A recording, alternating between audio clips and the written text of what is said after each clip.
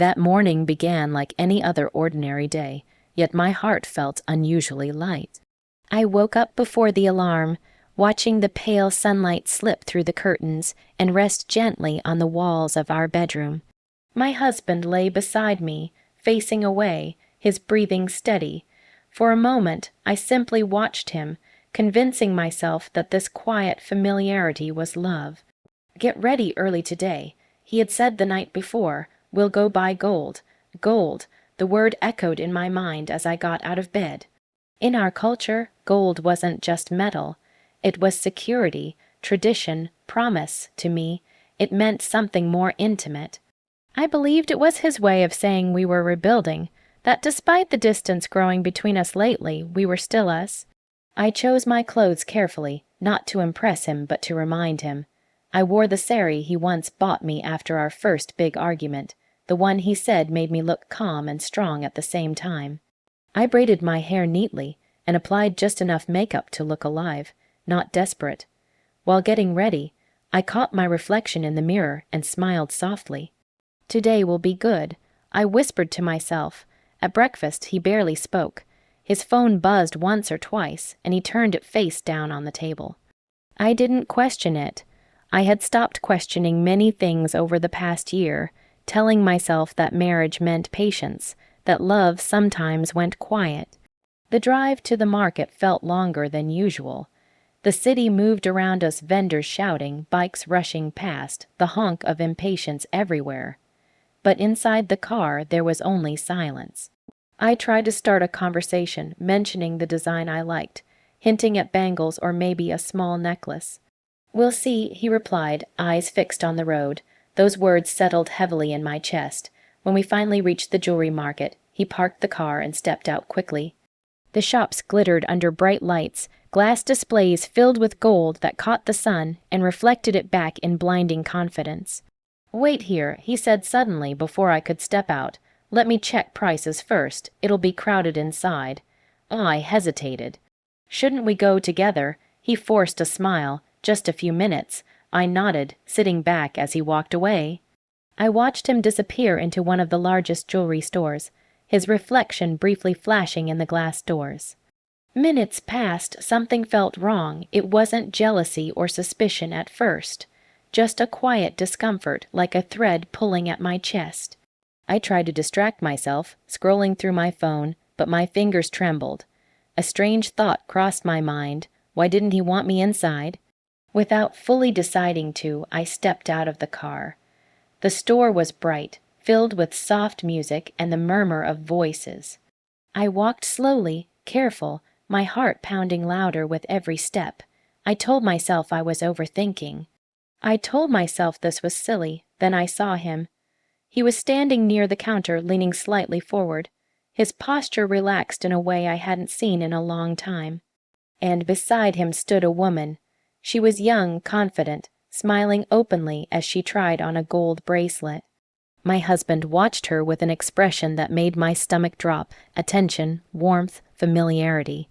The jeweler smiled at her. "Would you like to try the necklace as well, madame?" "Madame," my breath caught in my throat. My husband laughed softly at something she said, reaching out to adjust the bracelet on her wrist. It was a small gesture, but it shattered me completely. In that instant, every ignored call, every late night, every silence suddenly made sense. I stood frozen, invisible, as the truth unfolded in front of me behind shining glass and polished counters. I had come to buy gold for our future. Instead, I had walked straight into the moment my past finally revealed itself. And as my heart broke quietly inside my chest, I realized one thing with terrifying clarity: this was not the end of my story. It was only the beginning. I don't remember how long I stood there, hidden between two display counters, watching my husband live a life I was never meant to see. Time seemed to stretch cruelly, each second pressing heavier against my chest. The bright lights of the jewelry store felt mocking now, reflecting a happiness that didn't belong to me. The woman laughed again, her sound light and carefree. She tilted her head as she looked at herself in the mirror, admiring the gold resting against her skin. My husband's eyes followed her movements with an intimacy that burned deeper than anger. It wasn't just betrayal, it was familiarity. Practice, I wanted to scream his name. I wanted to walk up to him, tear the bracelet from her wrist, and ask him why. But my body refused to obey. My legs felt rooted to the floor, my voice trapped somewhere between shock and disbelief. Instead, I watched. The shopkeeper placed another tray in front of them, necklaces, heavy ones, the kind families bought for weddings, for milestones, for futures. "Which one do you like?" My husband asked her softly, "Which one do you like?" He hadn't asked me that in years. She pointed at a delicate design and smiled. "This one, it feels right." He nodded without hesitation. "Then we'll take this." "We." That single word echoed painfully in my head. My vision blurred, and for a moment I thought I might faint. I held onto the edge of the counter, forcing myself to breathe quietly, forcing myself to stay unseen. The jeweler began writing the bill. My husband reached for his wallet, the same wallet that held our wedding photo. The same hands that once promised to protect me. I turned away before the tears could fall. I walked out of the store without a sound, the door closing behind me with a soft chime that felt like a final goodbye. Outside, the noise of the market crashed over me, voices, horns, footsteps, but inside, there was only emptiness. I sat back in the car, staring straight ahead. My reflection in the windshield looked unfamiliar, as if the woman staring back at me was older, harder. My phone buzzed. "Where are you?" He texted, "Almost done." I didn't reply. A few minutes later, he returned, carrying nothing but a casual expression. He slid into the driver's seat as if nothing had happened. Crowded inside, he said, "Prices are high, will come another day." I nodded slowly, gripping my purse to keep my hands from shaking. The lie rolled off his tongue effortlessly. That hurt more than anything else. On the drive home, he talked about work, about traffic, about everything except the truth. I listened in silence, memorizing the sound of deception. With every word, something inside me settled. Not rage, not hysteria, but clarity. That night, as he slept peacefully beside me, I lay awake staring at the ceiling. The house felt different, like it no longer belonged to me. My heart ached, but my tears refused to come. Instead, thoughts formed quietly. How long had this been going on?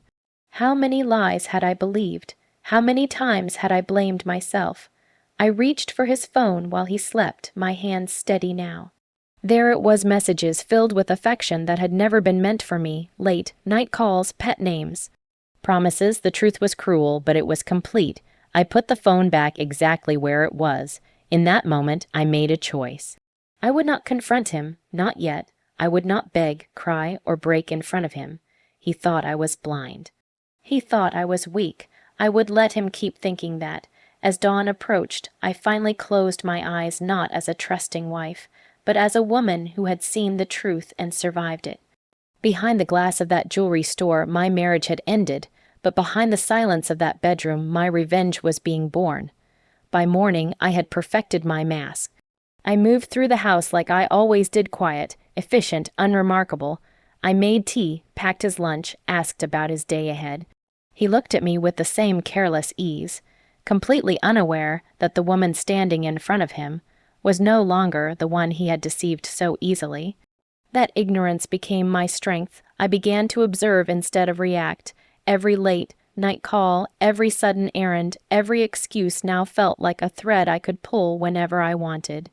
I stopped questioning him out loud and started collecting the truth in silence. I noted dates. I saved screenshots. I recorded lies. I learned her name. I learned where they met. I learned that the gold he was buying wasn't a sudden indulgence. It was a promise. A future he was building with someone else while still sharing a bed with me. And through it all, I smiled. A week later, I told him I wanted to host a small family gathering. Just dinner, I said casually. Everyone's been asking why we don't invite them anymore.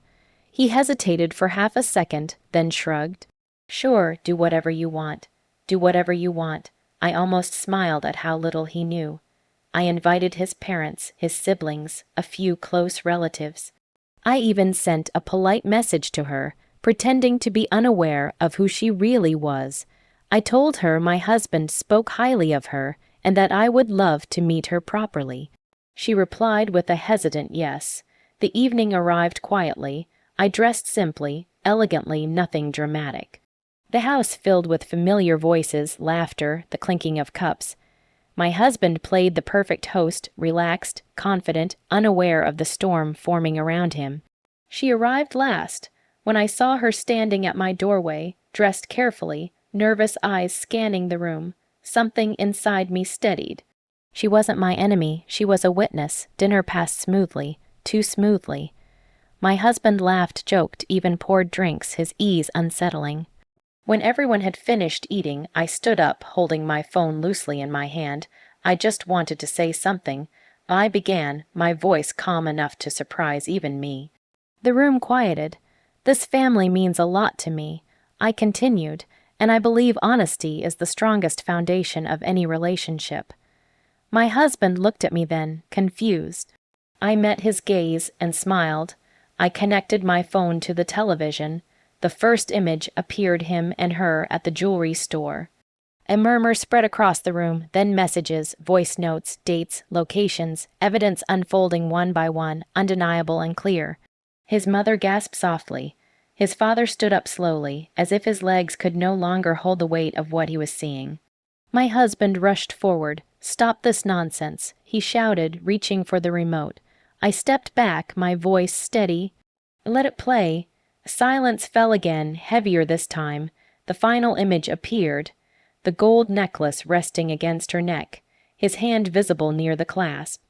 I turned to her gently. "You didn't know about me at first. I don't blame you, but now everyone knows the truth." She lowered her eyes, shame and realization crossing her face. My husband tried to speak, his voice breaking for the first time. "I can explain." I raised my hand. "No," I said quietly, "you've explained enough." I looked around the room, meeting each pair of eyes.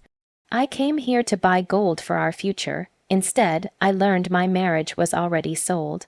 No yelling. No tears, just truth." I picked up my bag and walked toward the door.